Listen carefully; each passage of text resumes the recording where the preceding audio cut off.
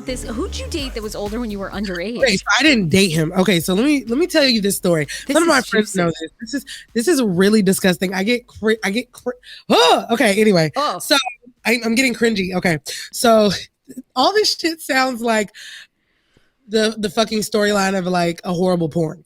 His name was Mr. Willie. Let's start there. Like his legit name was Mr. Willie, like his last name, or you just called him Mr. Willie? I don't even know his last name. His name was Mr. Willie. I'm outing him now, but okay. So I was in middle school and I could walk to my middle school. Okay. And he just moved with his wife and his adult child into my neighborhood because at the time Hurricane Katrina had just hit. So this was around 2006. And he had moved into my neighborhood, he and his wife, and then his adult daughter and their family, like literally on our streets. And I remember, being in middle school, walking there, he introduced himself. Oh, hi, Mr. Willie. Hi, I'm Leah. Nice to meet you. Nothing, whatever. Okay. So every morning walking, saying hello, your neighbor, hello. And one morning it was my birthday. He never forgot my birthday. Just keep that in mind. He never forgot my birthday. How did he know? Did he ask you for your birthday? How did he know you were? I think I had like money on my shirt or something walking to school. Oh, okay. Got it. Okay. So yeah, walking to school, and he never forgot my birthday. So then like years later would pass and he'd be like, oh, happy birthday. And I always thought it was fucking weird that he remembered that with his old ass, but whatever. So anyway, over time we grew a relationship, like a neighbor relationship. He would talk to me or sometimes give me rides to school. So one morning he offered me a ride to school, and on the way to my school, there was a donut shop. So he was like, run in there and get you some food. I was like, are you sure? He was like, yeah, run in there and get some food. So I was like, okay. So I run in, get my donut, and I give him the money back. He goes, keep the change. But like the donuts are fucking 50 cents. So change for a 20 is like damn near $18. So I'm like, are you sure? And he's like, yeah, keep the change. But this turned into like a daily thing. So it started there, but then it started to become more like, again, I'm only spending $1. So every day that's amounting to quite a bit of money. You know what I mean? Throughout the week. He's giving you like $18 every day. Right. So, but again, I'm in a child's mindset. So I'm like, oh, well, this shit works out for me. But were you like 15 at this point? Because it had been over time, or were you? Maybe like 15, 16. Okay. Yeah. So yeah, every day. So this turns into a thing. He starts giving me rides and, we're talking. Yeah. And I, as a child, am thinking, well, this old man gives me money, bitch, I'm running with it. Like, okay. So he starts giving me stuff. And then there was one time where I was just like, oh, all these kids have these shoes. They were actually Air Force Ones. Makes me laugh. My only pair. But I was like, all these kids have these cool shoes and I want some. He's like, well, how much are the shoes? And I was like, they're $100. He gave me the money to get the Air Force Ones. So I bought Air Force Ones with his money. And then it just turned into a thing where he was like giving me money. And so I was cool with it. It was cool until one day, I had asked him to take me to a basketball game. So he drove me to the basketball game and he pulled over in that same parking lot, but obviously the donut shop is closed. And so he pulled over and I got out the car and he was like, give me a hug. And I gave him a hug and he tried to kiss me.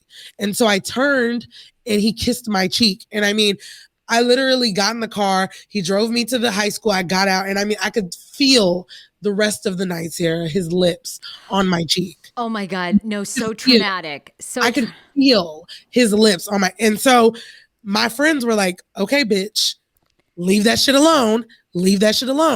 But I was at a point where I was just like, I literally had no money. I was going through shit with my mom. My mom wasn't giving me money. So I was just like, it's either this or it's nothing.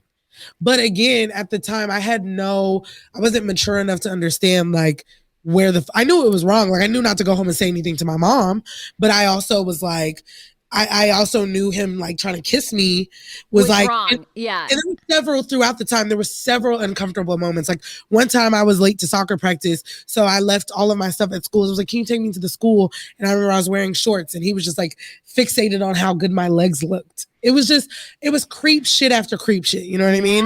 Yeah. So the final thing that made me stop, I remember his wife knew like that there was something going on. And mind you, like I never kissed him. I never did anything. Like anytime he tried to do anything, I was very, very like standoffish. But His wife knows. Like, as always, a wife knows. Yes. Like, I would come and knock and be like, oh, is Mr. Willie here? And she'd be like, no. Like, it was real, like, I don't fuck with you, bitch. Don't come to my house type energy. So I was just like, okay, whatever. So anyway, the what made it finally stop was my 17th birthday had just passed. And I had a car at that point. So once I got my car, I stopped riding with him. I would only see him if I was driving by or if I stopped or if he waved me down. But what made it stop was I went to his house and so there was something wrong with my car. And so I asked him if he could come look at it. And so we're looking at it and he goes, 17. And I said, why do you keep saying 17? He was like, because there's one more year until you're 18. He's like, and you know. Oh my God, Leah. Once you turn 18, girl, do you know I said move, got in my car, closed my fucking door, and drove off. Because, and let's be clear, with all the other weird shit that he did, I should have known anyway that, like, he was plotting either way. But, like, his goal was literally once I turned 18 to fuck me. And I just, granted, he was but let's take it back to the beginning of the story that he remembered since I was 14. Leah, he was, like, grooming you for years. Like, that is, oh my God, you are so lucky. Like, so lucky. I mean, so oh my God, but what a traumatic, like, that's some heavy shit. Like, did you ever tell your mom? Did you guys ever have? Oh, no. And you know what, Sarah, when I left for school, I genuinely thought about it. I was like, Leah, he did this shit to you, but what if he does this to another girl? And I was like, you didn't say anything. And what if he doesn't have the patience that he had with you? For another. What if he does something? What if he doesn't? And I'll never forget, there was one time, I guess because, again, my mom never knew. And I had stopped talking to him after that. And I remember one time I was sleeping in my living room and I heard his voice in my backyard. I was like, I know this motherfucker did not come in my backyard. And then I hear my mom's voice and she's like, oh, thanks, Mr. Willie. My mom came in. I was like, don't ever ask him to come over here again. And she's like, what? And I was like, don't ever ask him to come over here again. And she's like, Leah, like, go on. She thought I was being dramatic. And I was like, don't have him in our backyard. Like, do not do it. And so that was the story. But I'm not going to lie. That has also made it very difficult for me to want to super, super old men.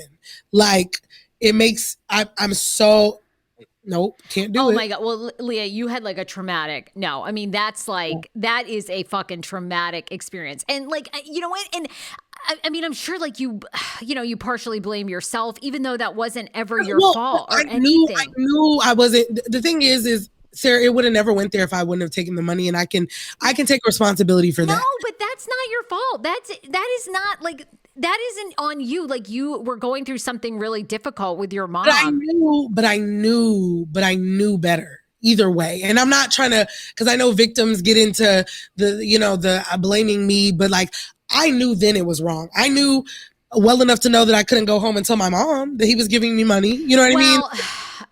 I know what you're saying. Responsibility for that part, but also he's a grown ass man. Why are you playing with a child in that way? So he was wrong. He created that whole situation, but Leah, you are fucking brave. Like, you sharing that story and like continuing to share that story will help so many other girls. Because I mean, how many other girls are put in that position all the time? You know, it happens so fucking much. I talk to my 15-year-old niece about this all the time because she has like social media, and sometimes I feel like she just shares pictures that are way too racy, and I'm like, no, like, you don't understand. Like, and it always starts out with just like, hey, like. Yeah. You're such a nice birthday. It's your birthday. You're such a good kid. Or I saw this online, and that's how it fucking starts.